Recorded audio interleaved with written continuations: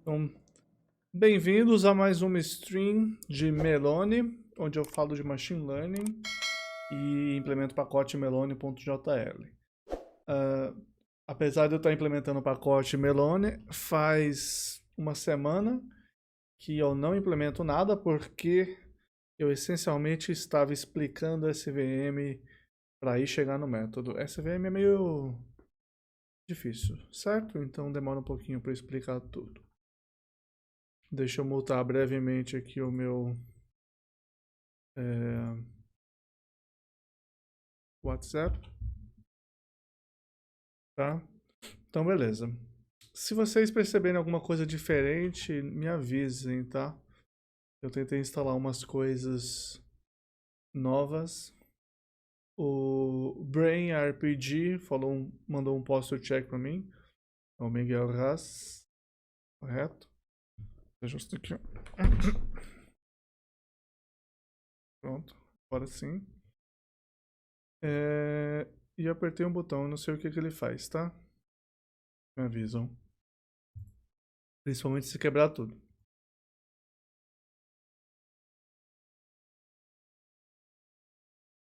Então vamos lá.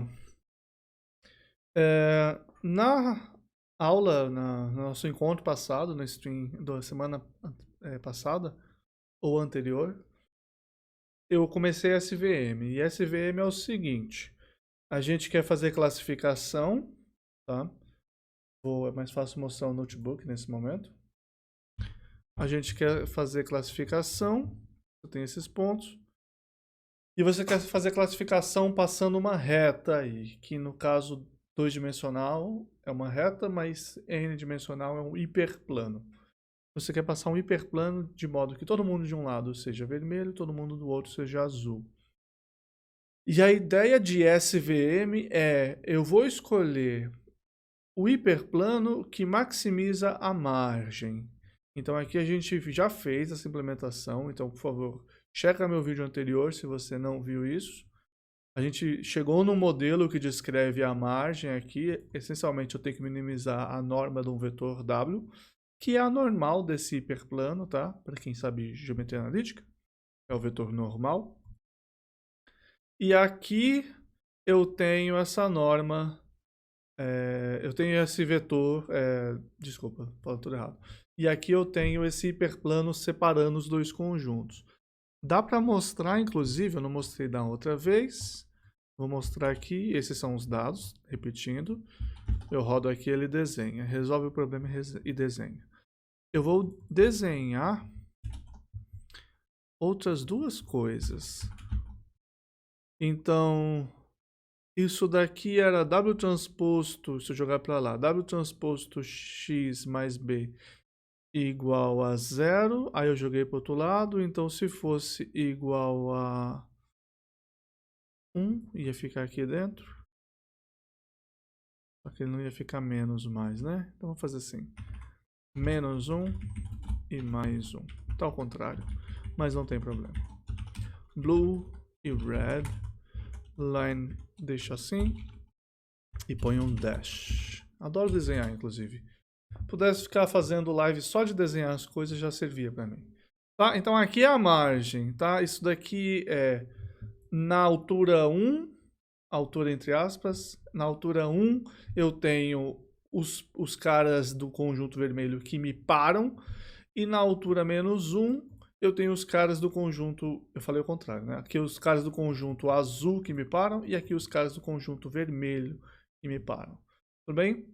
Lembrando que no começo a gente escolheu que azul era 1 e vermelho era menos 1. Tá? E que tem um menos aqui. Então por isso que esse aqui menos com menos, mais. Então mais 1. E aqui menos.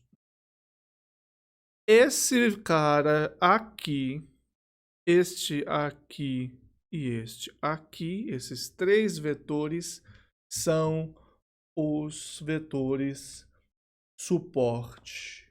E daí o nome. Máquina de vetor suporte, ok? Beleza? Então, esses três caras são os que estão dando suporte para o meu hiperplano, tá? Então, se ele não tivesse ali, a margem fazia assim. Ela aumentava. Como ele está ali, ele bloqueia a minha margem. Lindo? Maravilhoso? Ótimo. Então, a gente fez isso e a gente logo depois fez o seguinte. Considere conjunto separado. Aqui, mesma coisa, eu criei um conjunto novo, tá? Ele não separável. E aí eu fui lá e resolvi mesma coisa e ele chega neste cara aqui que a priori não faz sentido. Eu vou copiar aqui essas duas linhas porque eu vou usar ela outras vezes para desenhar hoje.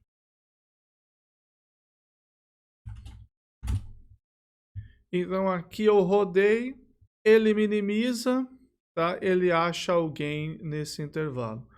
Aqui também mudou. Olá, tudo bom? Bem-vindo à live.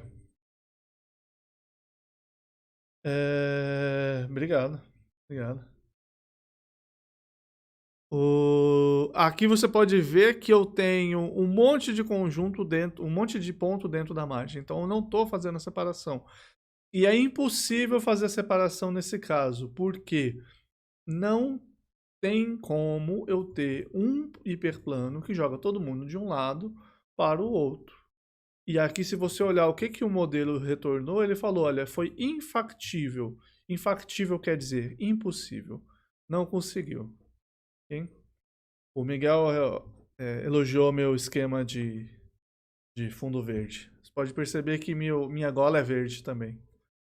Então, eu estou levemente transparente aqui.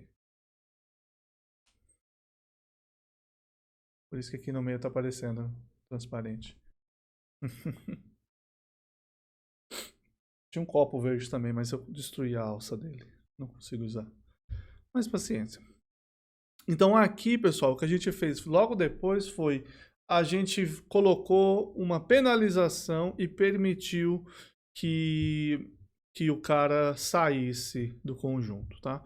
Então aqui eu tenho a restrição de antes que falava, olha, ele tem que ser maior ou igual a 1, quer dizer, ele tem que estar afastado da minha margem, 1 é a margem, então ele tem que estar afastado da margem, e aí eu vou lá e dou uma chance para ele. Falo assim, tá bom, mas só um pouquinho, e não.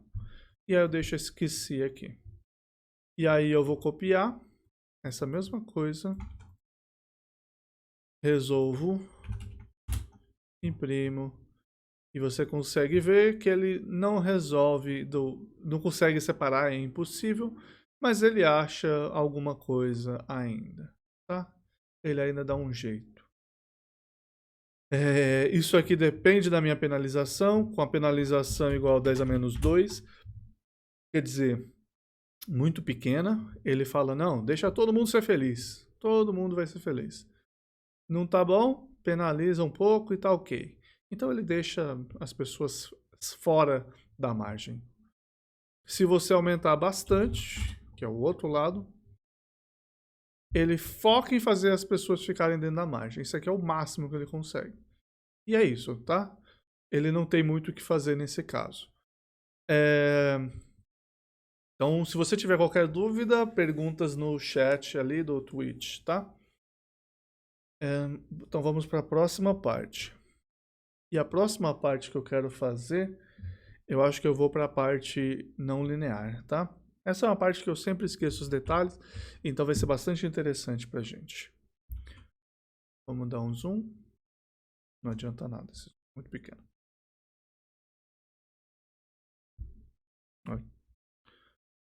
Então, beleza. Agora sim. O que eu vou fazer agora? Imagina que eu tenho um conjunto que é não separável. Desenhar assim primeiro. E eu vou colocar uns pontos vermelhos aqui. Esse conjunto aqui é escolhido na malandragem, claro, para dar tudo certo. Isso é um clássico, ok? O Miguel também falando do Discord Channel. Eu vou habilitar um Discord eventualmente, tá, pessoal? Eu ainda tenho que ver os detalhes de como funciona, mas a gente vai eventualmente habilitar um canal Discord aí. Eu sou meio velho, então não sei como as coisas funcionam. Mas eventualmente eu vou liberar um Discord para falar. Eu só preciso ver como eu faço, para não simplesmente liberar. Eu estou usando um tablet da Huawei, o Huawei M5 Pro, que tem essa caneta ativa. Então as ilustrações são excepcionais nele. Tá? E eu sei que você está perguntando em inglês, mas eu respondendo em português porque esse a priori é para ser totalmente em português. Esse stream. Então, olha só, eu estou em duas dimensões. Você está olhando em duas dimensões. Aqui é um x1, aqui é um x2. Eu falo para você, passa uma reta aí e divide esses caras. Você vai falar, não consigo. E eu vou falar, ok, compreendo. E boa noite, certo?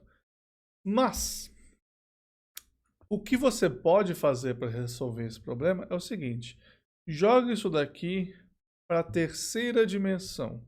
Coloca uma parábola, um paraboloide elíptico, saindo deste ponto aqui e aumentando, tá? Imagina que é um paraboloide elíptico que eu estou fazendo. Obrigado, Miguel. A gente se vê nos próximos streams. Abraço. Então o que eu vou fazer é o seguinte, eu estou acrescentando um novo eixo aqui, tá? Imagina que eu tenho um novo eixo aqui. Então eu fiz um eixo aqui e eu tenho esses caras aqui ainda. Só que agora eu tenho alturas diferentes. E eu vou pegar cada um desses pontos e vou jogar nesse paraboloide. Então imagina que você tem um paraboloide aqui, aí você chegou com ele em cima desses pontos, tá? Você chegou com ele aqui em cima, aí você achatou ele, na hora que você achatou ele, ele colou nos pontos todos e você levantou ele de novo. Então você pegou esses pontos e subiu na altura do paraboloide. Então o paraboloide subiu e ele tem esses pontos aqui numa certa altura e esses pontos aqui em outra altura. Aqui um Z, sei lá, igual a 5, tá? E aqui embaixo com Z igual a 1, 2, 3, digamos. Então existe um ponto aqui no meio, que é um 4, onde eu consigo passar um plano bem no meio dos dois, tá? Eu tô com os azuis aqui, os vermelhos aqui, eu passo um plano no meio dos dois, corto, tá todo mundo aqui embaixo separado, todo mundo aqui em cima separado. Pega esse plano, onde ele cortou vai formar uma elipse, achata ele de novo. Na hora que você achatar ele de novo, ele vai cortar aqui. Ele foi mal desenhado, tá? Então ele tá aqui em cima, uma certa altura. E na hora que você achatar ele de novo, ele vira uma dessas elipses. Legal? É isso. Você separou.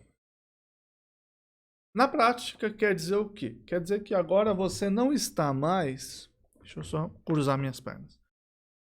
Na prática, quer dizer que você não está mais usando um hiperplano para separar ele, tá? Então, volta aqui nesta imagem. Eu vou até reescrever. E aí a gente vai editando. Então, nossa função objetivo, esquece por enquanto a penalização. Era minimizar a norma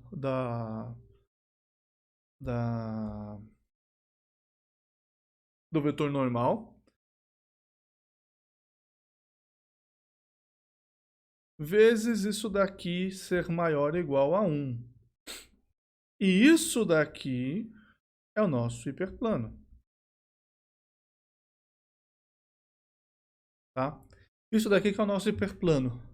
Agora o que eu estou fazendo é o seguinte, eu peguei e criei um Z naqueles caras. E coloquei eles em cima de um paraboloide elíptico. Então eu não estou mais com XI. Eu joguei ele para uma dimensão superior. Certo? Foi isso que eu fiz, joguei ele para uma dimensão superior. Então, aqui no lugar de ter isso, eu vou colocar um x, eu vou ter um yi vezes um w, tio, não é o mesmo w que antes, vezes uma função φ de xi, mais um b. Obviamente, o w de antes eu não tenho, então eu simplesmente ignoro, que é um w... Aí, ó. Diferente. Beleza? Ainda assim é um tablet que eu gosto.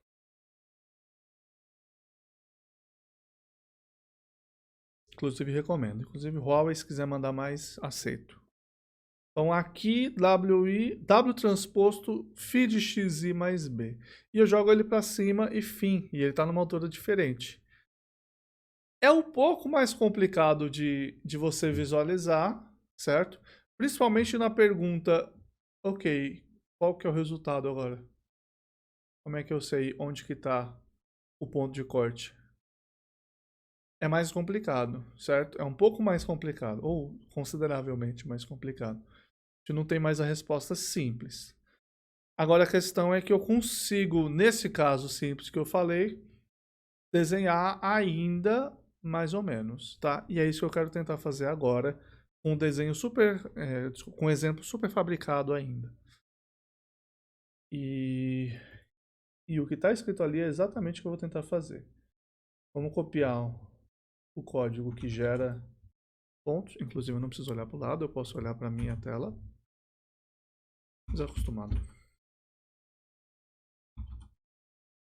Então aqui eu vou criar mais alguns pontos. Eu vou criar eles todos em torno da origem. Então aqui, isso daqui por enquanto eu não vou usar. Eu vou ignorar que isso aqui existe. O que eu vou fazer é, se xi1 quadrado mais xi2 quadrado for maior que 0,7, ele é 1, senão menos 1. Vamos desenhar. Então ele está assim. Acho que eu posso aumentar aqui para 1,09. Tá pouco. 1. Tá menos ruim, mas vamos aumentar bastante. Agora está um pouco mais visível. Ele está meio achatado, então tá feio. Mas tá melhor do que estava antes. E eu vou copiar esse modelo. Só que eu vou modificar ele. E antes disso, eu quero mostrar o seguinte.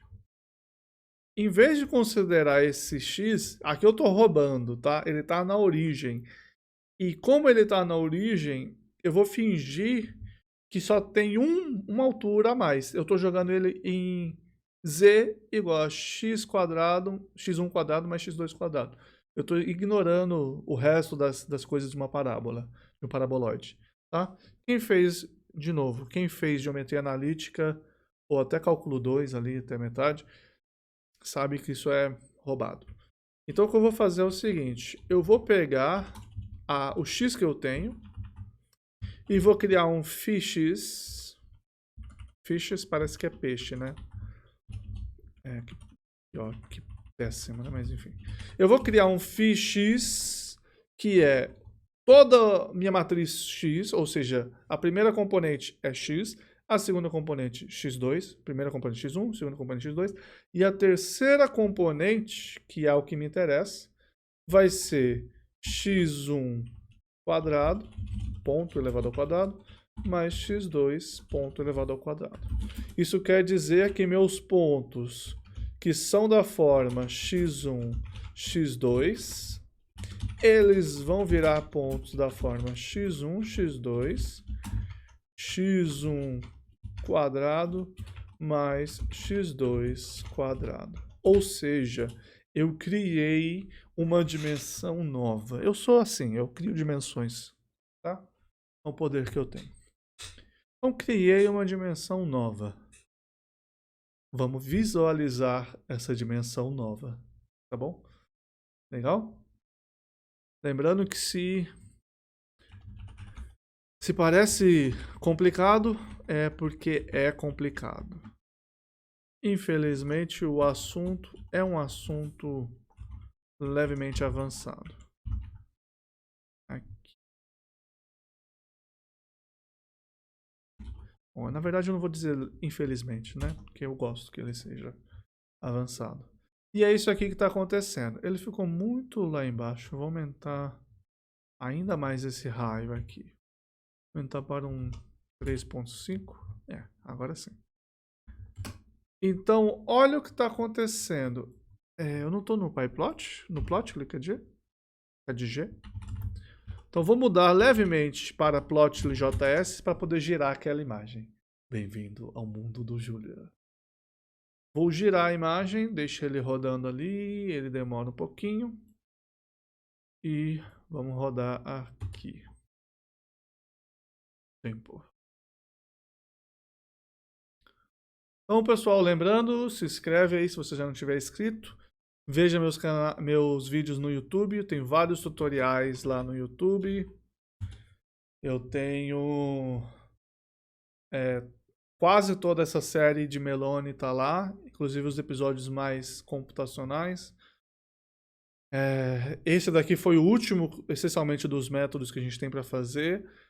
A gente já fez regressão linear básica, logística, árvore, floresta, todos aqueles a gente já fez. A gente está no SVM, que é um dos mais pesados matematicamente. Depois desses, eu acho que a gente vai fazer uma redes neurais simples, um MLP. Vamos ver. Porque aí a gente vai começar a se divertir. Ok. Ele ficou com blocos gigantescos, mas ok. Então, olha só, eu mudei para Plotly porque eu consigo mostrar para você o que aconteceu. Se você olhar de cima... Ih, lixo esse tamanho, né? Vamos arrumar primeiro. ms igual a 2.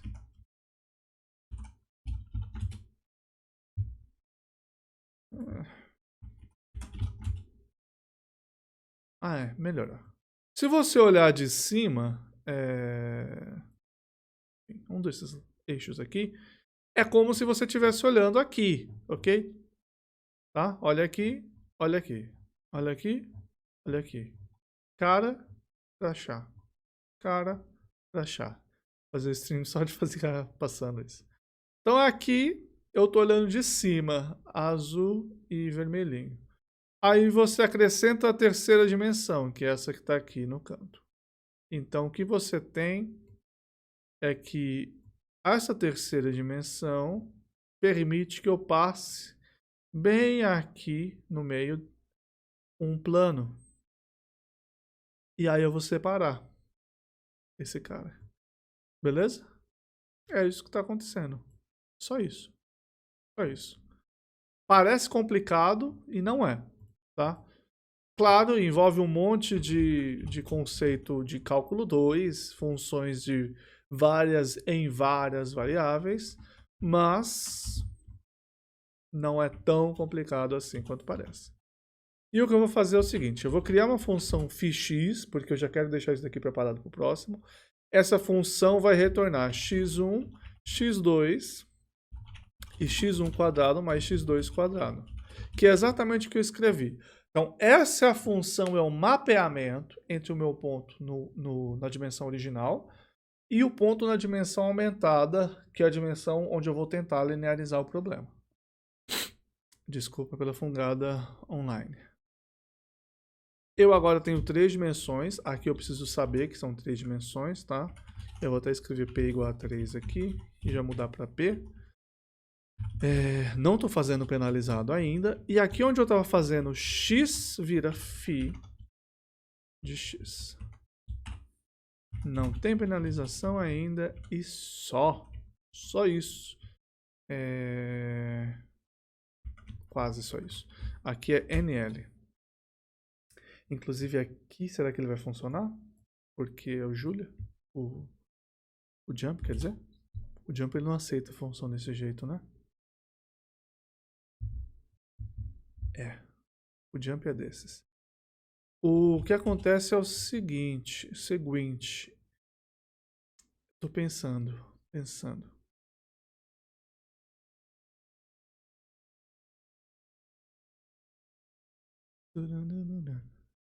Eu tirei, simplesmente ignorei e mandei rodar. Vamos ver. Momentos de apreensão.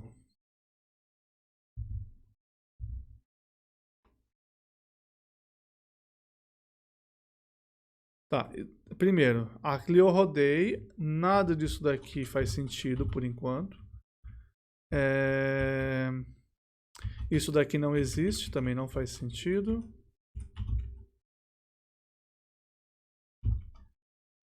Posso remover.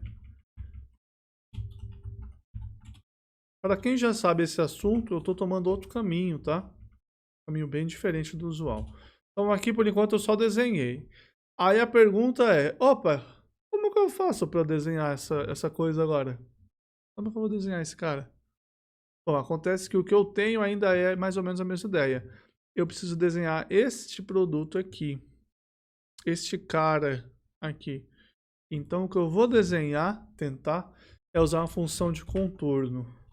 Essa função vai ser... Vamos colocar aqui um grid. XG igual a um range na primeira variável. De tamanho 100. O range da segunda. Inclusive eu vou chamar de x1g, x2g.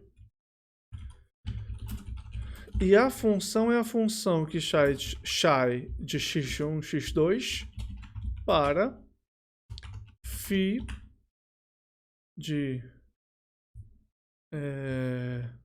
já vou arrumar. x1, x2, produto interno com W.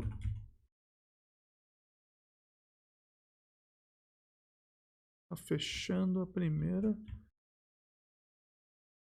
Ah, tem um colchete a mais. Fechou aqui, fechou o dot, mais B de Bebel. E eu quero isso quando for igual a 0. Então me dá o valor 0. E isso eu não sei se vai funcionar, a verdade é essa. A gente está descobrindo juntos se isso vai funcionar. Já deu erro. Não existe mais para array e int. Onde eu fiz isso? Onde eu fiz isso?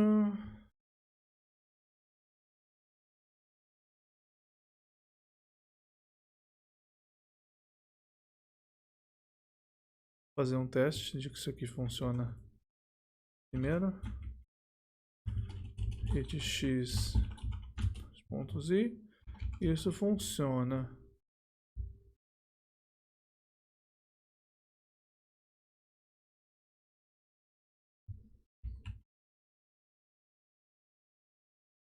Eu acho que é uma característica do...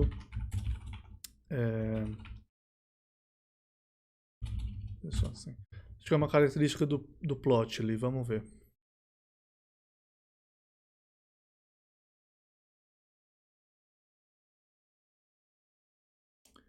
Muito bom. Só faltou o resto, né? Contorno, exclamação. E olha que mágico. Ele fez exatamente o que a gente falou que ia fazer. Ele falou, olha, o meu hiperplano é isso aqui. Só que agora eu não tenho mais com uma função de x, é uma função φ dessa coisa. Mas ele fez. Ele desenhou ainda assim para mim.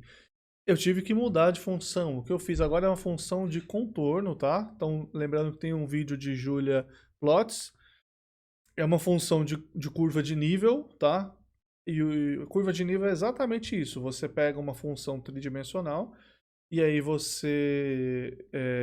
uma função de duas variáveis, que vai numa terceira, e aí você faz cortes e desenha. Eu falei, só me interessa um desses cortes, o de valor 0.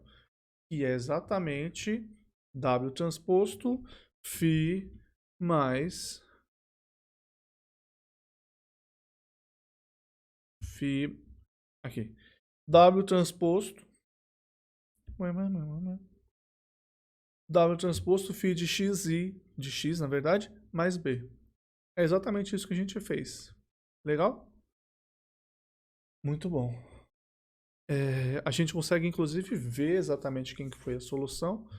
A gente tem o valor de W e o de B. Tá? Então a gente sabe que foi 009x1 menos 027x2 mais 1,85x1 quadrado mais x2 quadrado. Menos 6 igual a 0. Essa é a curva da nossa circunferência. Legal? Inclusive é divertido isso. Quando eu der otimização de novo, eu vou usar esse exemplo. E aqui, no lugar de fazer isso que eu fiz, de desenhar, eu vou fazer outra coisa. Eu vou testar, na verdade, porque esses tipos de plot são meio complicados de fazer. Eles não gostam muito quando eu mexo neles. Eu quero pintar de azul e dash. Funciona. Fico feliz que funcionou de primeira. E aqui no nível menos 1. Então aqui é a mesma ideia. W transposto φ de xi mais b igual a menos 1 é essa curva em vermelho. Esse hiperplano generalizado na altura menos 1, que é quando ele corta os caras. Tá vendo? Cortou exatamente. E aqui em cima é azul. Ele bate neste ponto e neste daqui. Ou nesse. Talvez nos dois. E em vermelho ele bate neste e neste. Legal?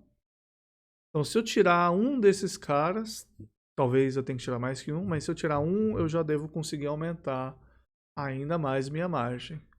E aí eu teria outra solução. Legal? Bonito, né? Isso daqui é SVM com não separável quando você generaliza para o não linear. Você deve estar lembrando, ou não, que quando você está em scikit-learn você fala de função de kernel. Ainda não chegamos na função de kernel, mas é a função de kernel que a gente está indo. Tá? Isso daqui tem a ver com kernel polinomial de grau 2. Essa função φ que eu criei, ela é o que vai levar a ter uma função de kernel daqui a pouco. Legal? Espero que vocês tenham gostado. Deu um leve trabalho de fazer isso. Apesar de já saber o que tinha que fazer, né? Mas enfim. Então, desenhando de novo, só para mostrar o resultado final. Tá aqui, bonitão. Okay? Então, por favor, deixem perguntas à vontade. Eu estou aproveitando para checar meu aplicativo novo. Ele está pitando um monte de coisa para mim. Tá, depois eu vejo. É muita coisa. Tá ótimo. Então, olha só. A priori, a gente agora consegue fazer isso para qualquer função. E eu vou fazer exatamente essa ideia de pegar uma função pior e tentar fazer essa separação. E é exatamente essa aqui. E vamos ver se funciona. Agora a gente já está no experimental, tá? A gente está quase chegando no ponto que... Copiei a coisa errada. A gente está quase chegando no ponto que a gente gosta, que é de tentar resolver problemas e falhar. E aí entender por que eles não funcionam. Então aqui eu peguei os mesmos caras e agora eu vou fazer esta mesma resolução aqui, isso.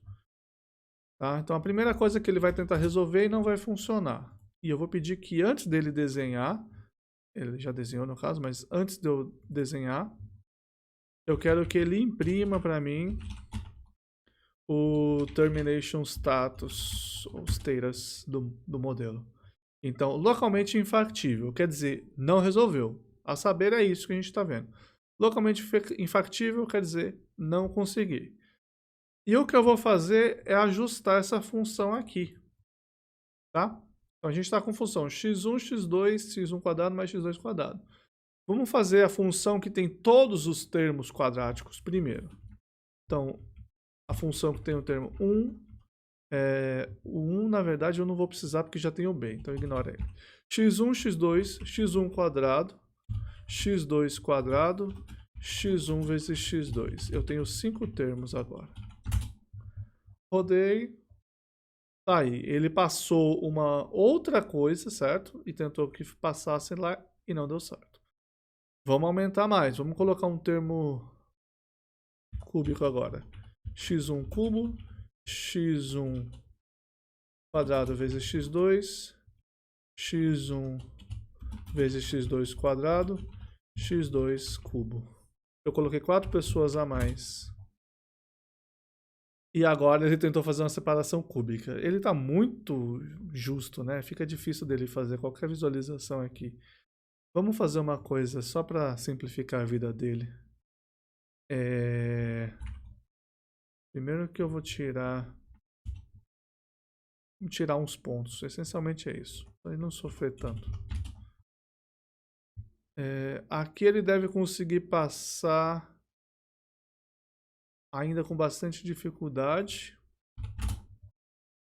Aqui ficou trivial.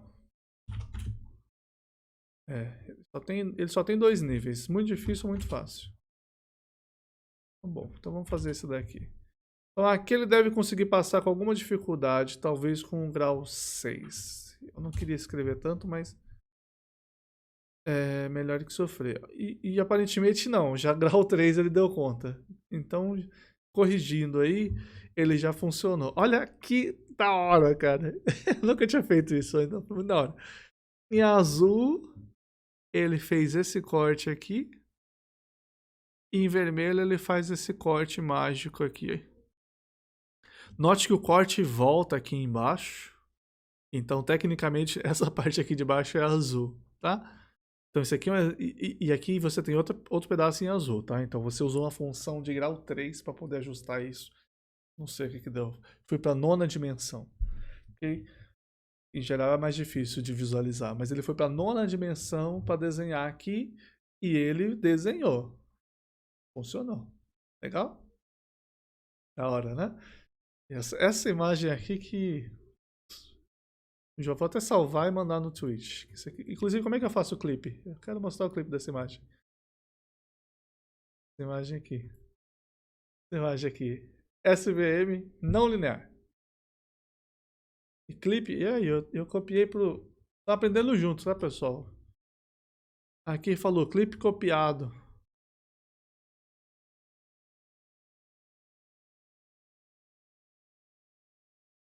O que eu tô falando? E aí, Werner, beleza?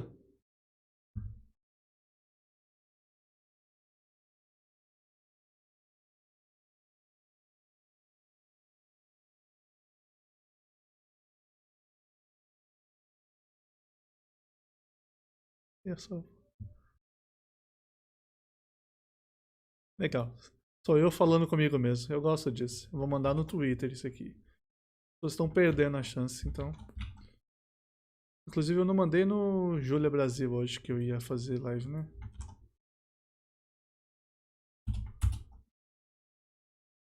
Espero que ela abra bonitinho, que ficou muito bom. Legal, vamos voltar agora para um monte de pontos que eu quero fazer mais. Vamos torcer que já seja resolvível. Então aqui a gente viu localmente resolvido, ele resolve. Só que infelizmente é meio impossível de identificar o que aconteceu, né? Alguma coisa porcaria aqui. Aí um azul aqui. O que eu vou tentar... Vamos tentar melhorar a qualidade aqui. Desenhar com mais detalhes. E eu vou usar a cor magenta e line width 2. A gente vai ver pelo menos a separação. Então tá aí a separação. Ele tá falando, ó, todo mundo embaixo aqui é vermelho. Vinícius, bem-vindo ao canal. Obrigado por me seguir. Ó, aqui eu acho que ele fez uma curvinha bem íngreme. Aqui ele jogou todo mundo aqui dentro de vermelho. Aí aqui tem uma pessoa vermelha. Aqui tem 4 que tem essa pessoa. E o resto das pessoas em azuis. Falei vermelho, mas é azul aqui, claro. Curtiram? Curtição? Emoções? Então olha que legal. Ele levou para a nona dimensão e resolveu. Beleza? A gente pode levantar mais e pedir que ele resolva mais, mas enfim. Aqui a priori ele já fez. Tá.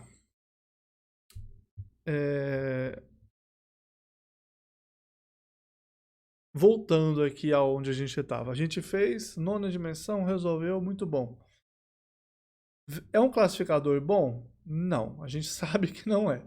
A gente fez extremamente forçado e os dados eles foram criados aqui como eu criei um separador linear e fiz uma perturbação. O separador correto é linear, então obviamente não é para ser como se fala? Obviamente não é para ser um separador de grau 3 ali, que separa todo mundo perfeitamente. Nos dados que eu criei, pensando já de volta em Data Science e Machine Learning, não faz sentido eu querer separar exatamente, tá? Então aqui eu aumentei o grau do polinômio até que ele desse overfit. É exatamente aquela situação que a gente tem em regressão linear, que você vai aumentando o grau do polinômio até que uma hora ele dá overfit. A diferença é que aqui, se eu tenho um grau muito baixo, ele não consegue separar. A não ser que a gente faça penalização. E é isso que a gente vai fazer, a penalização também. Então, além de fazer esse cara... Vem, fio. Morreu. Desculpa. Então, além de fazer esse...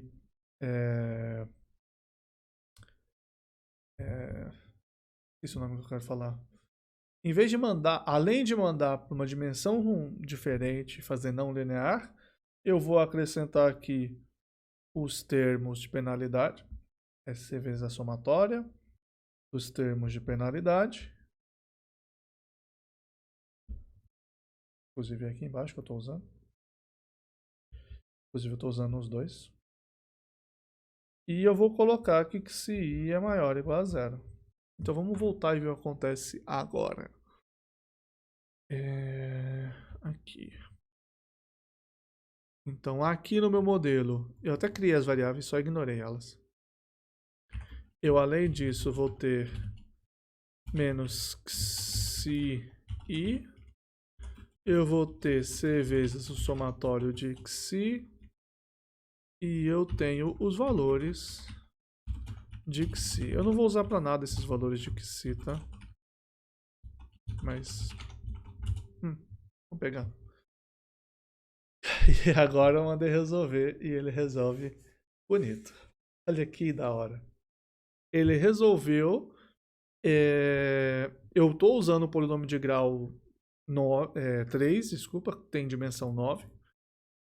Ele está penalizando, então algumas pessoas ele está fazendo, tá tudo certinho, ó, vermelho aqui tá tudo certinho, certinho, certinho. Esses dois vermelhos estão errados, certinho, certinho, certinho. E aqui em cima azul tá tudo certinho, este e esse cara que eu tinha até perdido estão errados. Mas ele equilibrou. Ele falou, olha, eu sei que eu posso usar até um polinômio de grau 3. Posso levantar para a dimensão 9, usando aquelas bases ali, até grau 3. Mas eu posso, no lugar de fazer isso, dar uma chance para o ponto. Vou deixar ele errado um tanto. E ele fez um equilíbrio entre a penalização e a separação e achou esse cara. Obviamente, você tem que escolher fazendo validação cruzada e otimização de parâmetros. Cadê o meu C maiúsculo? Então, o C maiúsculo, que é o parâmetro de penalização, se eu colocar 1, ele faz assim, está pouco penalizado. Se eu colocar 10 a menos 2, ele está quase nada penalizado, então para ele é mais fácil ele falar, faz o que você quiser. Tá? Então ele coloca assim. Se eu colocar 10 ao cubo, ele está bastante penalizado, é o que a gente estava usando. Se eu colocar 10 à sexta, ele está sendo super ignorante e fala, não, qualquer pessoa que tiver errada, eu tô puto. E ele faz o máximo para que não tenha que deixar ninguém de fora das margens. Tá vendo? Então você tem que escolher para não dar overfitting. Faz todo sentido, a gente está vendo a matemática por trás disso tudo aqui. Legal? Eu acho que esse foi o exemplo, a vez mais legal que eu fiz SVM, porque eu realmente consegui desenhar tudo ao vivo. Deixa eu ver com 10 ao quadrado se ele fica bom. Interessante. Vou deixar esse aqui que tá bonito. Essa imagem tá legal. Tá? Ok. Bom. Então, pessoal, perguntas até aqui. O pessoal ver essa imagem. SVM gato. É o nome dessa imagem. Porque ficou gato mesmo.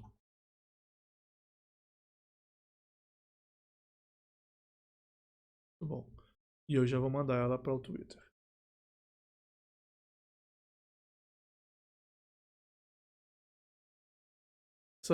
Essa foto do SVM aqui você já pode pôr direto no Tinder, tá? Pode pôr direto no Tinder.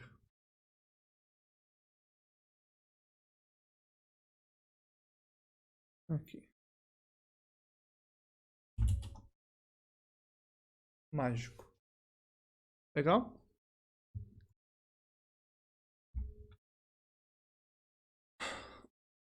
Eu acho que agora a gente não tem para onde fugir, a gente tem que ir para a parte difícil.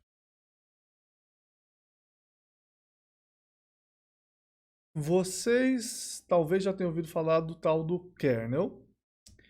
E aqui a gente não chegou exatamente nele. A gente tem essas funções phi aí, cada função. Aqui eu chamei de phi, toda essa função aqui, né? Mas cada função aqui é phi j, se você quiser, é como se fosse uma base, tá? Que eu estou fazendo. Então eu tenho essas funções base aí. Existe o kernel RBF, tá? E a ideia do kernel RBF é que eu subo para uma dimensão que equivale a ter funções. É como se eu conseguisse fazer com que essas curvas fossem baseadas numa exponencial. Eu confesso que eu não sei explicar direito, mas enfim. É como se fosse baseado numa função exponencial, tá? Que é o RBF, Radial Basis Function. E acontece que isso equivale a você ter infinitas phis, tá? Que é muita phi, caso não tenha ficado claro. Essa quantidade de funções phis não é muito agradável de se trabalhar. O que a gente faz é considerar o conjunto dual para chegar lá. O problema dual, não é o conjunto dual. E agora eu quero só levantar o seguinte. Aqui eu tenho quantidade de variáveis P mais uma mais N. E a quantidade de restrições N. Isso, N restrições. Tá? É o que eu tenho atualmente. P mais 1 mais N e N. Se eu estiver trabalhando num problema com 10.000 dados e eu quiser fazer uma coisa que tenha grau 4, por exemplo, então é 9 mais 5. Então 14. 14 mais 10.000. E eu tenho de variáveis 10.000 mais 15. Então 10.015.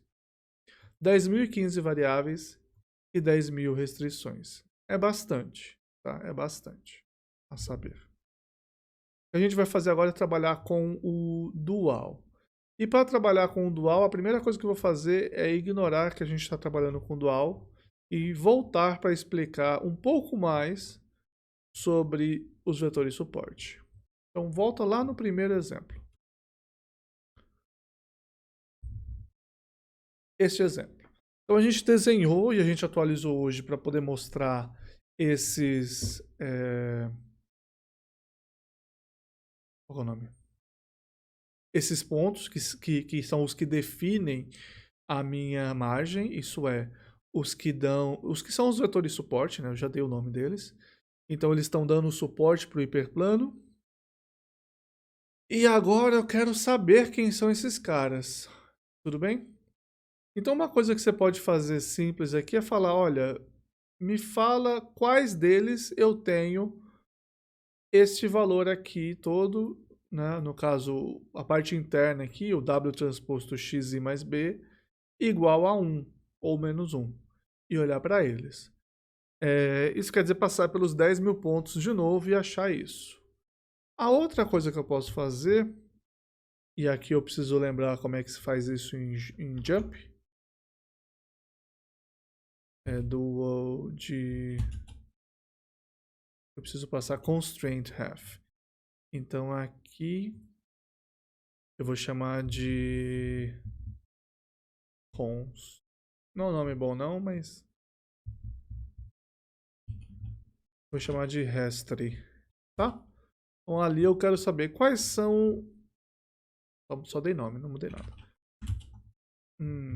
Talvez não seja isso. Dual ponto.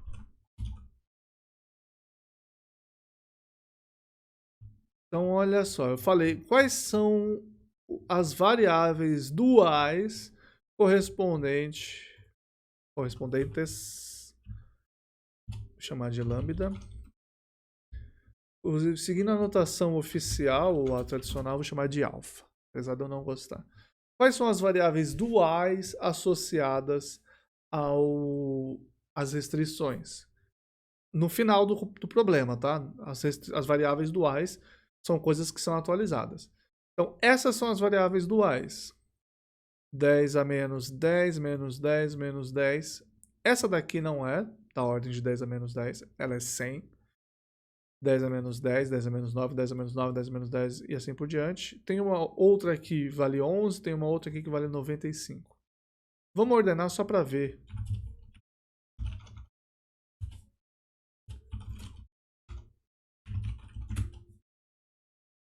Não é have?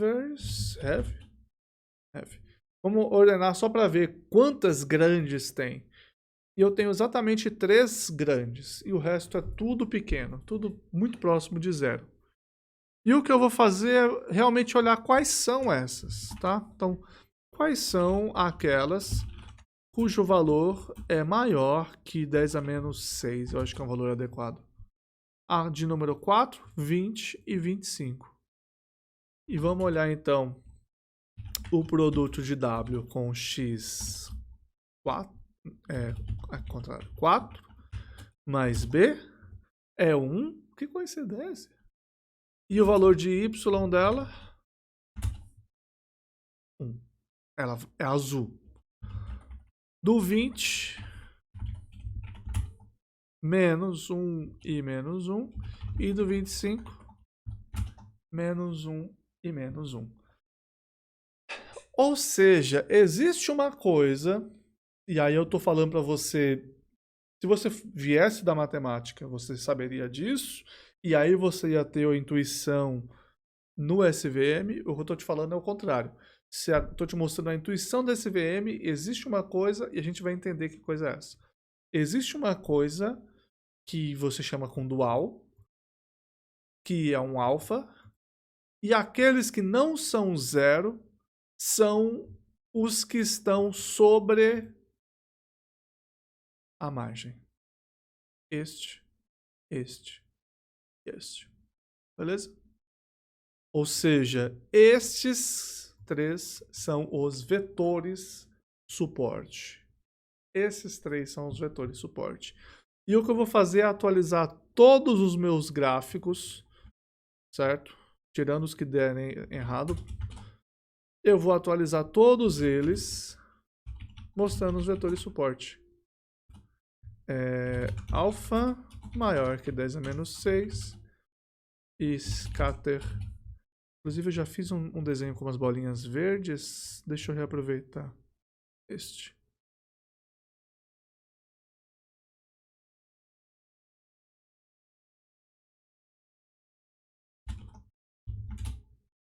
E eu vou desenhar, vou marcar.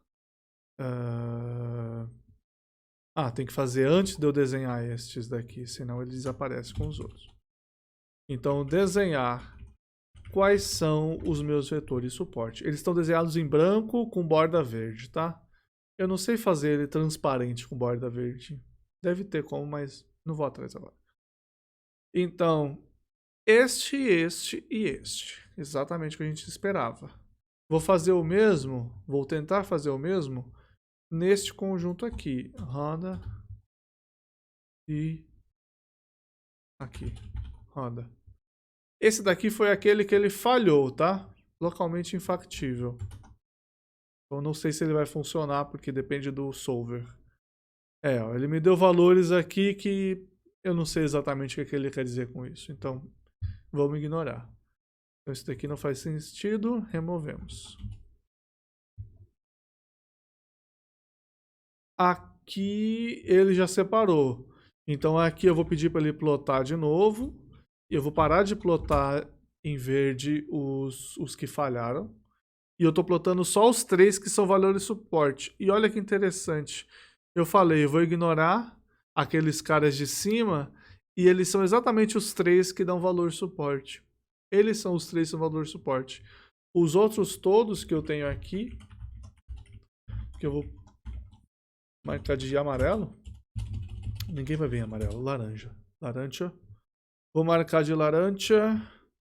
Esses em laranja são os caras que estão para fora. Deixa eu fazer assim.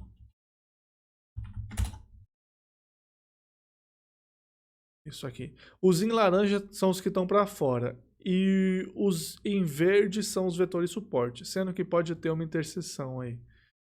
Pode ter cara que é dos dois conjuntos. Então é um pouco mais difícil de usar, mas enfim, continua valendo. Também ele tá gigantesco aqui. Mais ou menos 2. Tá bom. Se fosse 10 a sexta, onde ele força o máximo possível. É exatamente aquela situação. Tá bom, interessante. Menos interessante do que eu gostaria, mas interessante. Agora eu percebi. Aqui eu não mudei para chamar de history. Aí eu vou atrapalhar um pouco. Essa é aquela coisa, como eu disse para vocês, que fica interessante porque a gente começa a fazer erros. Então aqui sim, agora sim, mais parecido com o que eu esperava. Todos esses caras são importantes, todos eles estão dando suporte para o meu vetor. Não só os que realmente estão sobre a margem, mas os que saíram da margem, eles são importantes também. Então, ninguém para baixo da coisa vermelha, nem para cima da margem azul. Mas todo mundo no meio, no caso, do lado errado, né? Porque esse azul não está no meio. Ou sobre a margem. Tá, agora sim. Agora eu tô mais feliz. Agora faz muito mais sentido. Isso aqui eu posso remover. Já mudei aqui para Restri. Roda de novo. Agora deu ruim. Agora deu ruim. Por que que deu ruim? Tá, aqui ele pegou todas as restrições, no caso, que elas eram infactíveis. E aqui eu peguei todo mundo, dual, Restri, e ele falou todas essas pessoas. Vamos ver qual é o valor de alfa. Ele não é tão pequeno. Agora o problema é de decidir qual que é o corte desse alfa. Então eu tenho valores gigantescos. Sim, porque alfa vai de 0 a C, né? Tá. Aqui eu estou usando alguma informação privilegiada que vocês não têm ainda. E eu tem coisas que eu não sei mesmo, tá? Então é interessante. Aqui ele é 0 e aqui ele é C, 10 a sexta. Eu vou diminuir o valor de C, só para não ficar tão absurdo. E eu vou fazer a seleção baseada em aqueles que forem maiores que 10 a sexta. Vou colocar 10 a quarta.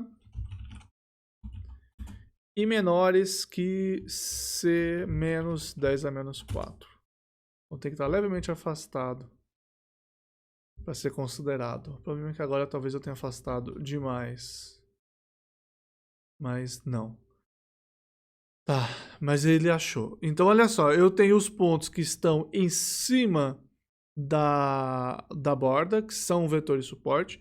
Eu tenho os que estão fora, que são os que estão do lado correto, que são só vetores interessantes, que eu gosto deles, mas que eles podem ser jogados fora em relação ao classificador. E eu tenho os que estão fora do lugar, que eles correspondem ao valor alfa igual a C. Então aqui, só para confirmar, se eu voltar ao que estava antes, ele pega todo mundo. Todo mundo que está no meio. Beleza? Então fica a nossa análise sobre isso. A 10 a menos 4 alfa são só os 3 vetores realmente que estão como suporte. Os outros eles estão sobre as restrições ativas. Vamos copiar isso aqui agora.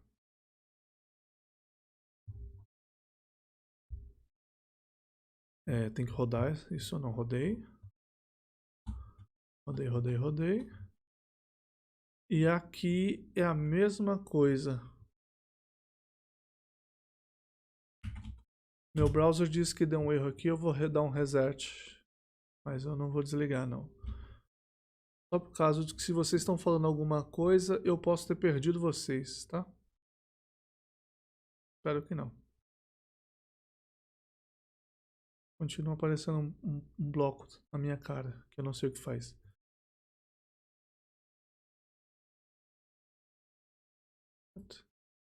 Será que é... Bom, depois eu vejo.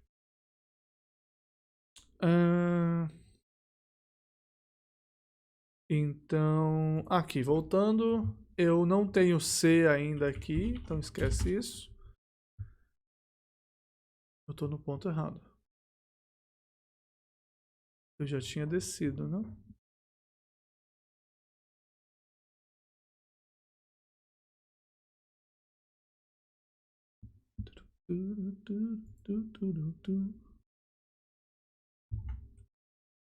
Ah, faltou de novo colocar que aqui é Restri.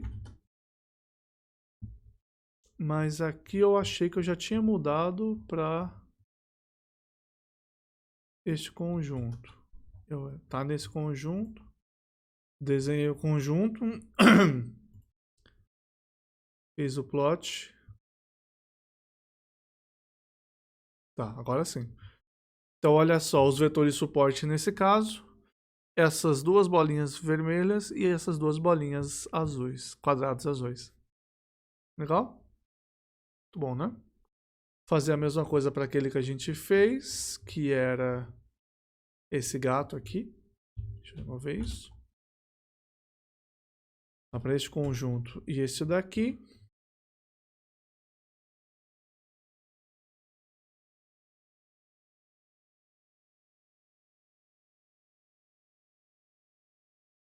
Aqui chamar de Restri. Aqui plotar. E agora que eu tenho C, eu vou mudar para este. Então estes, aqui tem um em cima, 1, 2, 3, 4, 5, 6, 7. Esses 7 pontos são os vetores suporte. Esses são nossos vetores suporte. O resto são ou do lado certo ou do lado errado.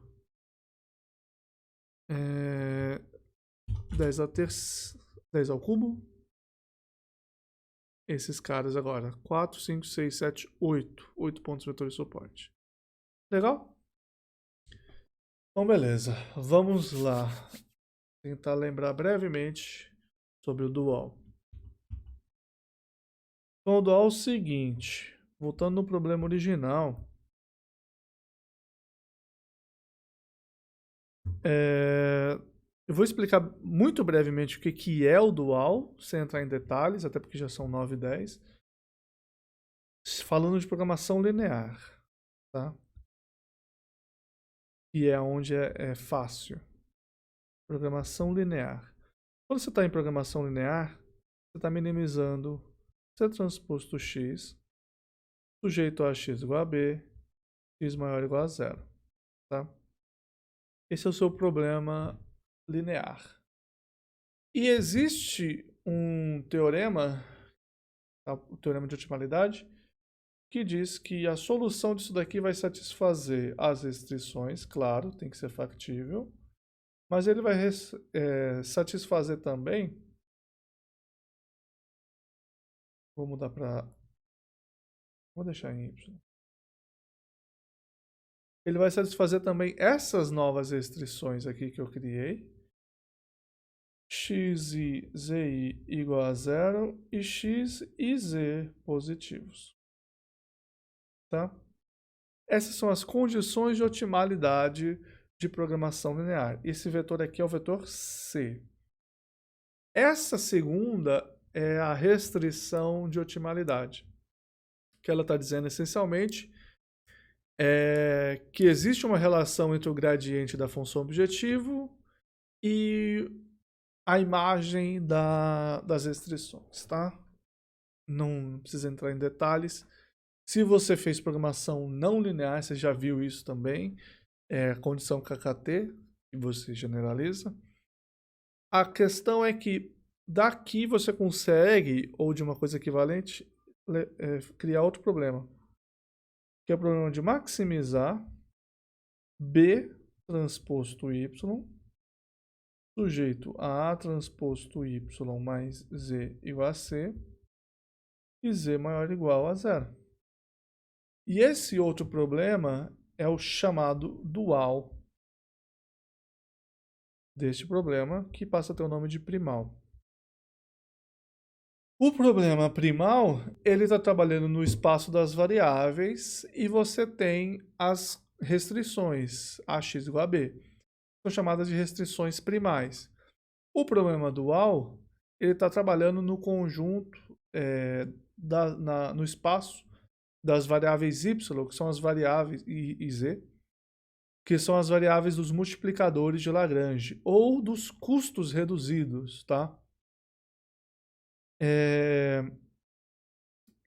E aí a transposto y mais c igual a c são as restrições de factibilidade dual. Você tem várias coisas de PL aí sobre o método que você vai usar. O método simplex ele funciona no primal e você tem o simplex dual que funciona de outro jeito. Você tem teoremas de dualidade, que se você tiver uma solução aproximada para um ponto factível para um e um ponto factível para outro, você consegue ter limitantes para a solução, enfim, você tem várias informações importantes. A questão é que tem vantagem de você trabalhar em um e vantagem de trabalhar em outro. Em programação linear, isso daí é explorado bastante. Em programação não linear é um pouco mais complicado. E de maneira geral eu não vou fazer. Porque realmente é meio chatinho de escrever. Mas a ideia permanece. Em vez de ter a minimização... Assim, você está vendo aqui, isso daqui essencialmente é nas funções, uma restrição do tamanho das funções das variáveis x, e essa é uma restrição do tamanho das restrições, claro, tá? Então, para cada restrição você tem uma variável y,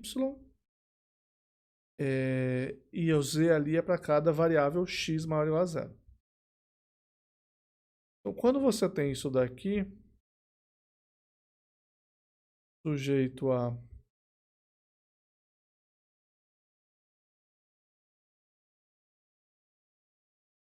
esta restrição, com o... não tem nada aqui, é só isso. Você tem N restrições. Isso daqui vai te levar a alfa pertencente ao Rn, variáveis duais. Além disso, essas restrições são todos de maiores ou iguais a 1. Então, uma coisa que vai aparecer, que não tinha antes, são essas restrições ali. Na questão, já traduzindo para o final, porque eu não lembro os detalhes, você vai maximizar um somatório de alfa i, então somatório duplo, tá? Alfa i, alfa j, yi, yj, xi transposto xj. Não vou entrar nos detalhes, mas isso daqui são de dois vetores com produto interno. Com as restrições de que é alfa i, yi tem que ser igual a 1. Eu vou ter que checar se isso daqui é verdade. E os alfas maiores ou iguais a 0. Deixa eu checar se é essa daqui mesmo. A gente vai checar junto online.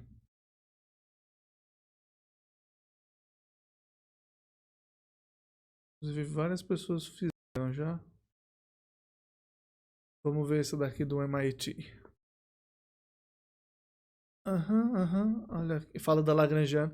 É isso daqui tudo que eu não vou fazer, tá? Não vou nem encostar nisso, porque leva muito tempo.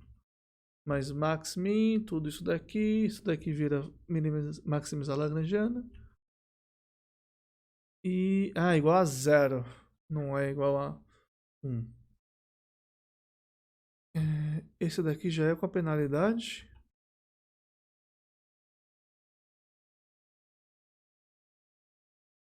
Deixa eu voltar só para...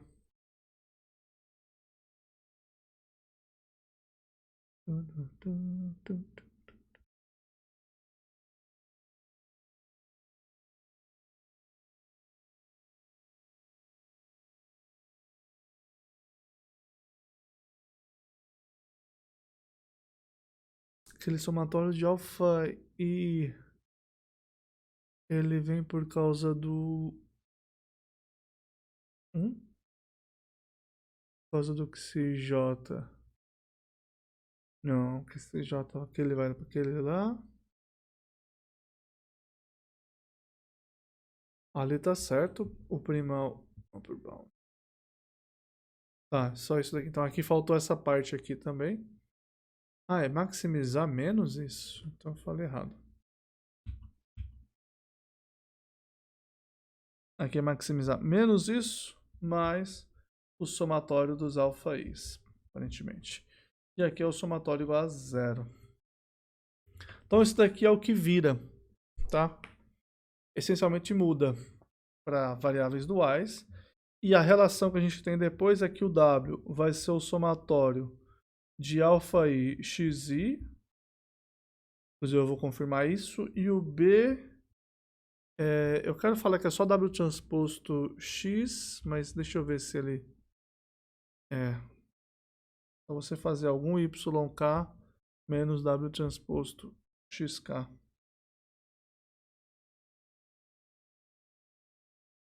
Algum K tal que alfa K seja estritamente positivo. E a gente já vai arrumar isso. Aqui alfa I, YI, XZ. Esse eu não tenho medo de colar não, porque na prática a gente vai usar um livro para chegar nesse ponto, então não tem problema. Então, o que a gente tem? A gente tem esse problema de maximização. Eu tenho só variável alfa aqui, a priori. Eu estava com esse problema anterior, que era só o linearmente separável, sem penalidade, sem não linearidade. Então ele é p variáveis, não faz sentido ainda fazer isso. Então esse problema aqui, ele tem n variáveis e uma restrição. Então ele é bem pior. Só que quando eu vier aqui e acrescentar as penalidades,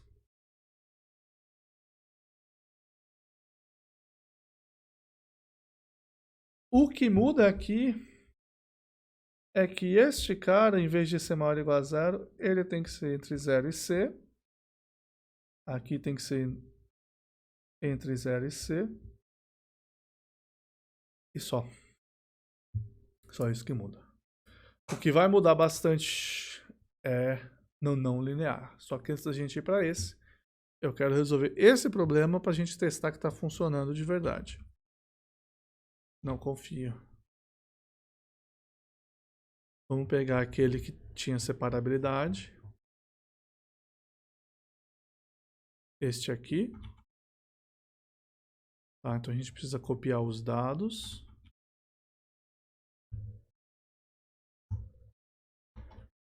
Então roda de novo aqui os dados. E agora a gente vai fazer o modelo. Então a gente está usando o jump, IPOpt, model optimizer with attributes IPOpt optimizer, print level 0. Variáveis. E agora já estamos no problema dual, tá? Então, variable alpha de 1 a n entre 0 e c de salface. Enfim, não consigo resistir. Restrições. Eu tenho somatório de alfa vezes y vezes só isso. Tem que ser igual a 0. A função objetivo maximizar. Esse daqui até tem um jeito bonitinho, mas eu não vou escrever.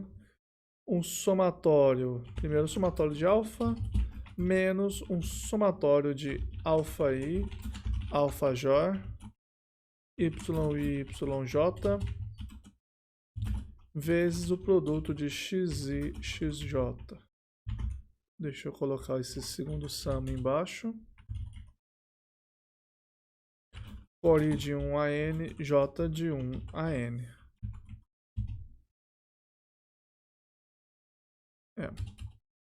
Aqui ele resolve, optimize model, me fala quem que é o alfa. Só isso, por enquanto. X não foi definido. Quem que é X? Aqui, porque é X maiúsculo e 2 pontos. Então, só mandei ele rodar, pegar a solução e me dizer o valor. Tá? Ele achou esses caras, tá bom? Me dá os valores de alfa maiores que 0. Ok, maiores que 10 a menos 6. Não, 10 a sexta não. São 16 pontos. Sim, e menores que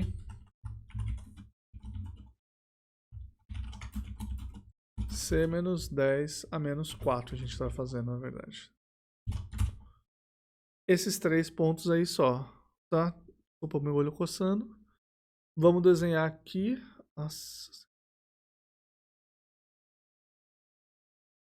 É assim que começa. Então, e find all. Já tá aqui, inclusive. E a find all desses caras. Desenha para mim o x e x1 e 2 de cor.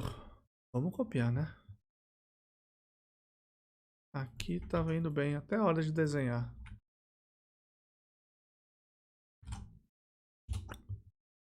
São esses 3 pontos aí, que eram os 3 pontos que eram realmente linearmente separáveis. Desculpa, no caso primal, não era linearmente separável. Tá? São esses 3 pontos. Mas eu quero desenhar o resto disso. Então vamos voltar aqui, copiar este código para desenhar aqui. E perceber que para fazer esse código eu preciso do valor de W e de B. W, eu acabei de falar, é o somatório de alfa vezes Y vezes X. Fazer assim, XI YI vezes XI. É para ser para todo I. Inclusive é para todo I? Ou é só para os Is? Aparentemente para todo I, inclusive aqueles grandes. Vamos descobrir. E o B é só para ser YK, para algum K, menos o produto de W com o XK. Quem que é K?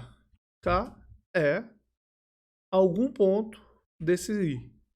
Primeiro, não faz diferença. E tá aí. Ele fez separação e não parece que tá certo. Vamos descobrir agora por quê.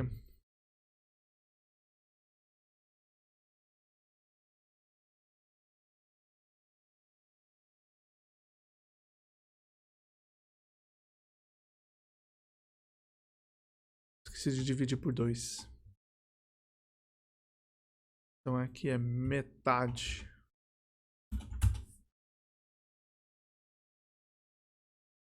Aí sim. Beleza? Função quadrática dividir por 2. Tradicional.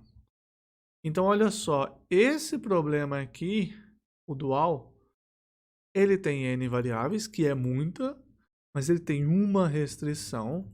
E essa restrição de caixa aqui, que é pouca coisa. Tá?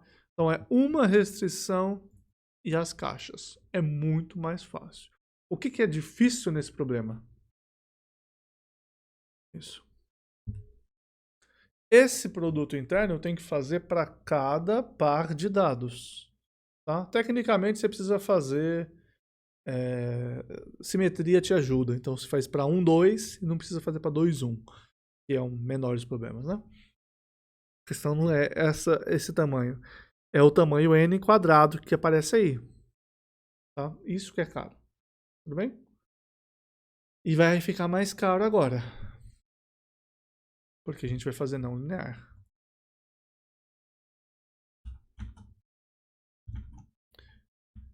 E a ideia do não linear é a seguinte. Onde eu tinha o W antes, aqui, certo? Esse X, ele veio do W transposto X, então isso aqui viraria φ de X. Então aqui ele muda para φ de XI transposto φ de XJ. Aqui ele muda para φ de XK. E aqui eu acho ele muda para φ de XI. A parte não linear é essa. Vamos ver se eu tô certo. Vou copiar aquele φ mágico lá de cima.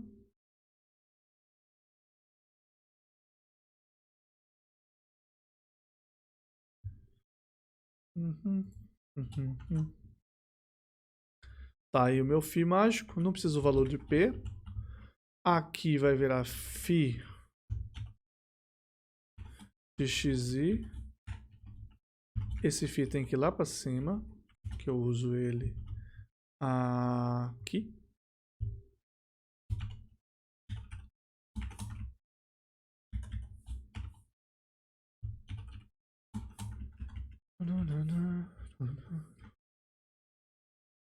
Aqui vira φ. E aqui onde eu fiz os plots também não adianta mais fazer plot, eu preciso fazer o contour.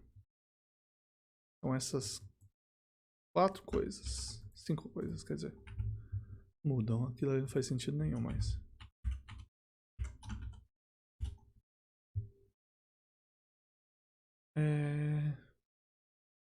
Tá certo, mas tá errado. Não é mais o mesmo C. É só por isso? Ou os dados que são diferentes? Esse aqui parece mais com o que a gente tinha. Deixa eu confirmar, né? Então estão aqui os dados. Eu mudei aqui para 03. Então não, aqui esses dados são diferentes. Aqui. Isso. Vou mudar aqui para 03. Torcer que seja comparável. Não. Fiz mais diferente do que estava. Vamos copiar os dados novos. Daqui. Esses dados são esses. E aqui... Ah, eu tinha multiplicado por 2 aqui. Eu mudei isso. Aqui e aqui são as novas versões. Aqui em cima ele está diferente também, paciência. E aqui é o que interessa pra gente. Tá funcionando. E agora você tem exatamente quem são os caras de primeira. Você resolve e você já tem quem que são os vetores duais. Você está focado nos valores de... Valor... Jesus. Nos vetores suporte. Você está focado neles. Aqui, olha, o W você está fazendo um somatório de alfa i, y i vezes esse φ. Para todos eles. Mas na verdade não é para todos eles. Você precisa de um find all alpha maior que 10 a menos 4. E é só para esses caras. Tá vendo? É a mesma solução. Note que se aqui eu fizer errado, por exemplo, colocar só o i, ele deve reclamar. Ah, não faz sentido nenhum. Então aqui realmente eu estou mudando. Não é só enfeite. Então os outros alfas são 0. Então eu não preciso fazer uma conta grande aqui. Eu consigo fazer uma conta eficiente. Agora o grande problema disso é esse produto interno que eu estou fazendo para cada dado, ele é do tamanho da dimensão. Então eu estou fazendo um vetor de dimensão P, que nesse caso é 9, P com P. Então é esse produto interno tem P. E eu faço n quadrado disso. Então, o trabalho de fazer uma avaliação de função disso, a priori, ou criar essa matriz aí, a priori, é n quadrado vezes p. É caríssimo. Então, criar essa matriz é caríssimo. Certo? Porque eu estou fazendo essa conta inteira aí. E aí que entra o truques, o famoso truque do kernel. Tudo bom? O truque do kernel é justamente você pegar, você escolher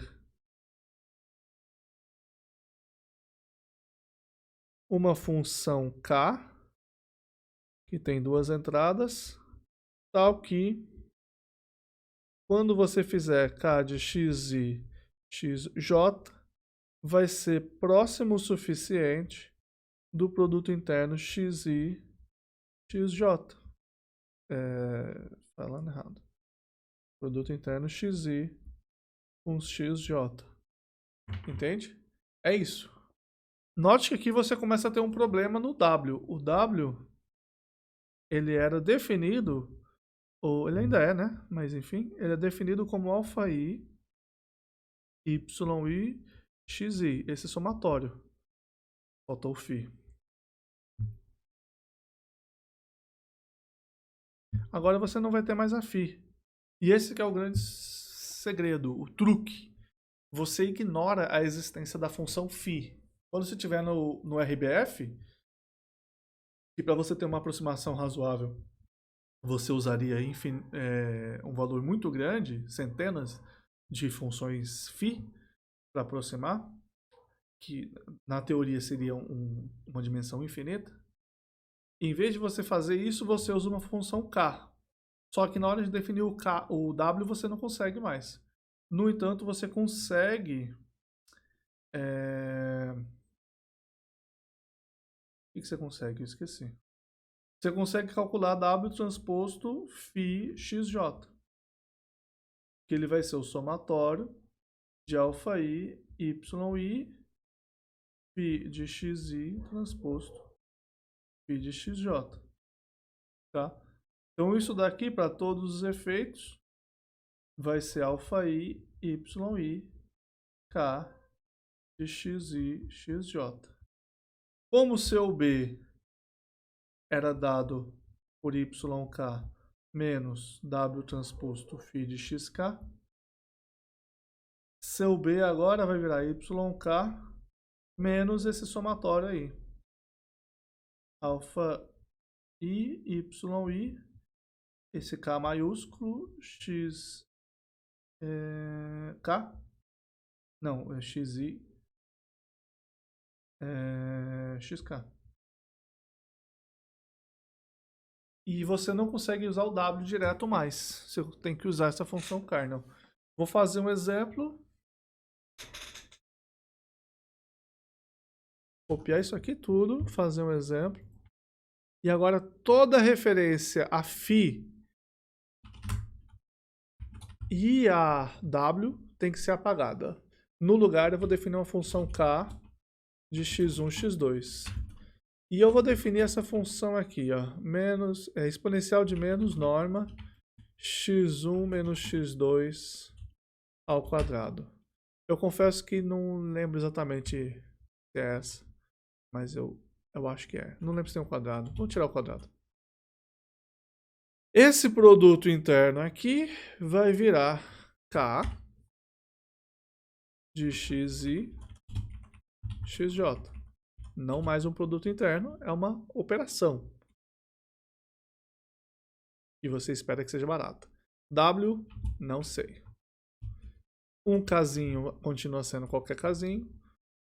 Esse coiso aqui agora é um somatório de alfa I, YI vezes o K maiúsculo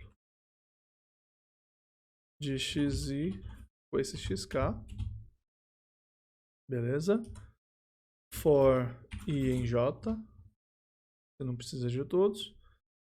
E aqui, onde você tinha o produto interno de W com φ, também você não consegue mais fazer. Isso vira esse somatório aqui.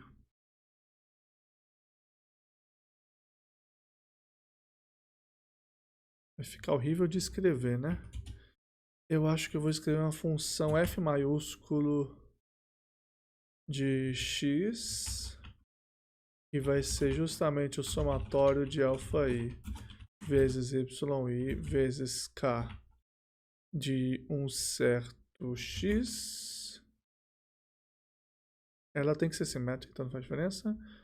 Com esse vetor x i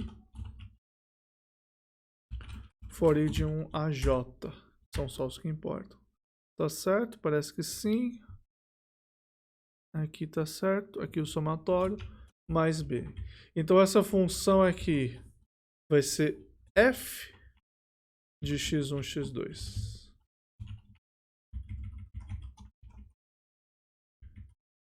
Isso quer dizer o seguinte, você não consegue mais explicitamente definir quem que é o seu problema primal. Você perde informação aí. Porém, você ganha eficiência. E aí você tem que decidir o que é mais importante para você. E na prática é mais importante a eficiência. Tá? Se eu fiz certo, então já não fiz certo, já deu erro. No method matching column int, array. Fão. Eu usei F maiúsculo para alguma outra coisa?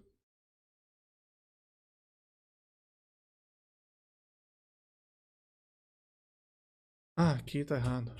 É isso. Porém em J.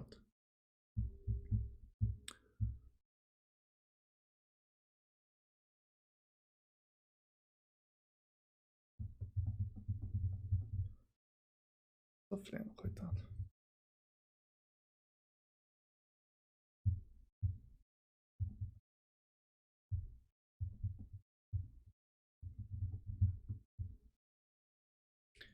A gente ainda vai deixar um pouquinho melhor.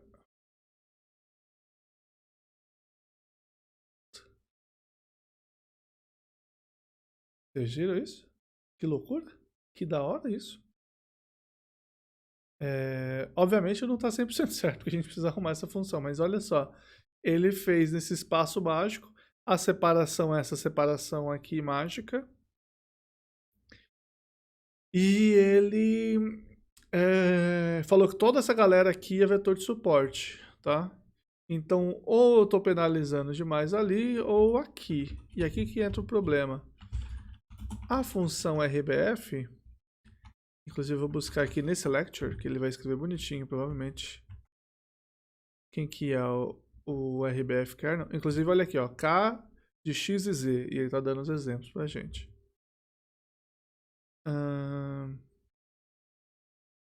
Eu vou buscar exatamente como ele define aqui. Vocês já devem ter visto essa lista antes na vida em algum lugar. Ah, não é essa. Não, é composição. Ah, aqui eu pulei. Kernel gaussiano. Aqui. Exponencial de menos a norma é ao quadrado, sim. Dividido por 2 sigma ao quadrado. Eu acho que o nosso amigo scikit-learn ele não usa sigma ao quadrado, ele usa um gama na frente só. Mas enfim, vamos colocar um valor aqui, mandar ver.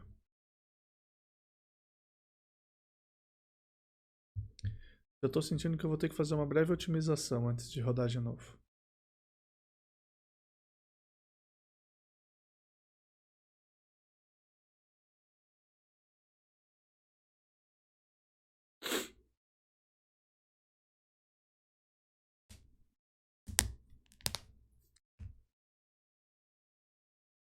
Sem pressa, hein?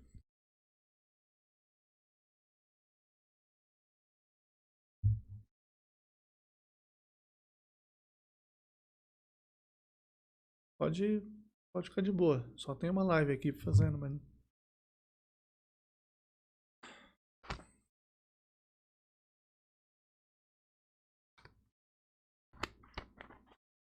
Nada pra fazer, não. Aí, acabou. Ficou meio justo, achei. Então ele cortou aqui. Falou que todo mundo é ponto. Então acho que eu fiz o contrário aqui. Eu tenho que aumentar este cara. Antes de continuar, eu vou definir um cara chamado Kamate. Não confundir com Chamate. Aqui eu não sei se o Jump faz isso eficiente. Talvez já faça. Esse produto aqui, eu posso fazer ele separado. E aí aqui eu não preciso chamar isso. Só chamar Kamate e J. Tá? Inclusive eu consigo escrever isso daqui tudo no formato esdrúxulo. Se ele for um pouquinho mais rápido, quer dizer que a gente fazer isso daqui ajudou. Aparentemente não ajudou. Aqui também podia ter sido reaproveitado. Ah, foi mais rápido. Então, ó, coloquei 10 agora. Ele foi muito mais linear. Vamos para 2. Testei 0,1 e ficou... explodiu. 10. E aqui o 0,1, o 2, quer dizer, ficou topper. Ficou helicóptero. Ok? Inclusive eu vou tentar fazer uma figurinha de um helicóptero para vocês darem like e usarem na live. Ok? Olha aí que bonito. Esse aqui é o kernel RBF. Tá? Se fosse fácil a gente já rodava no scikit-learn aqui para comparar. Mas esse é o kernel RBF. Se eu usar um pouquinho mais baixo, usar 1, que eu não usei 1 com esse formato novo, ele deve ficar um pouco mais não linear.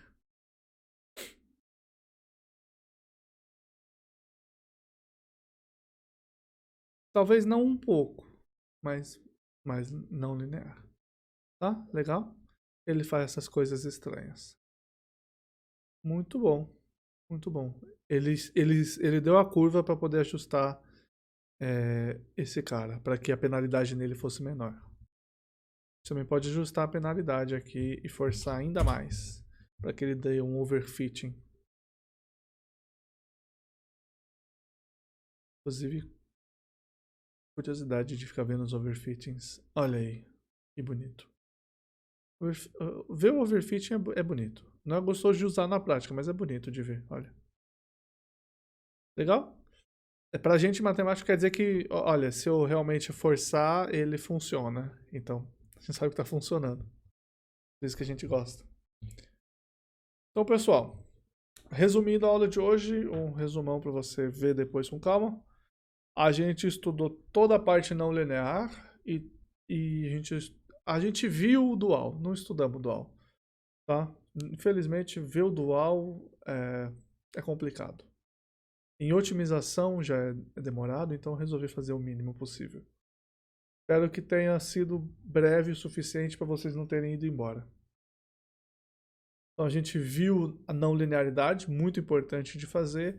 Misturamos os dois para fazer o penalizado com não linear. Então o caso não separável total a gente trabalha. A gente tem um parâmetro de penalidade aí e a gente tem parâmetros de qual kernel que a gente usa. A gente viu que na prática a gente muda para o problema dual. E o problema dual, ele só tem uma restrição, tem 10.000 variáveis e uma restrição só, então é mais fácil, potencialmente, que o problema primal. E a gente viu como pegar isso e usar, pegar o resultado e usar. Então olha só o que eu vou fazer da próxima vez. Eu tenho uma variável aqui, essa função objetivo, que é simples de definir, e essa restrição, que é simples de definir. Eu vou criar isso daqui dentro do meu pacote Melone, resolver, pegar esse alpha e montar essas outras coisas de modo a fazer um predict, tá? Note que isso aqui que é o predict, tá? Especialmente isso que é o predict. Então, eu vou fazer isso dentro do Melone. O que é o fit? Essa parte aqui, optimize.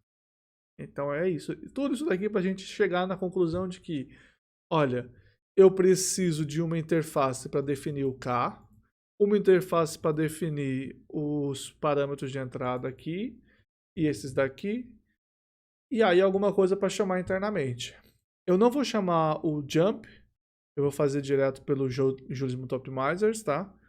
Infelizmente eu ainda não tenho um pacote para resolver isso daqui. Estável, infelizmente, mas tá próximo. Inclusive eu poderia pegar um desses Ys e jogar para cima e resolver com um Tron. A ver. Vamos ver se funciona. Quem sabe. E aí eu vou fazer isso, colocar dentro do fit e fazer o predict. Então vai ser tudo razoavelmente simples, beleza? Então é isso. Por hoje é só. Espero que vocês tenham gostado. Por favor, se inscreve, deixa um like aí no YouTube. E venha me ver no Twitch também para poder ver essas lives aqui, tá? Obrigado, Werner. Espero que você tenha gostado, acompanhado tudo aí. Se tiver alguma sugestão, fique à vontade de fazer aqui no Twitter. Inclusive, eu tenho um Twitter? Não tenho. Tenho sim. Então, exclamação Twitter. Fique à vontade de mandar uma sugestão no Twitter ou no próprio Telegram também, tá? Obrigado para todos. Obrigado por ter ficado até essa hora assistindo. E aí eu vejo vocês durante a semana ou semana que vem. Abração e boa noite.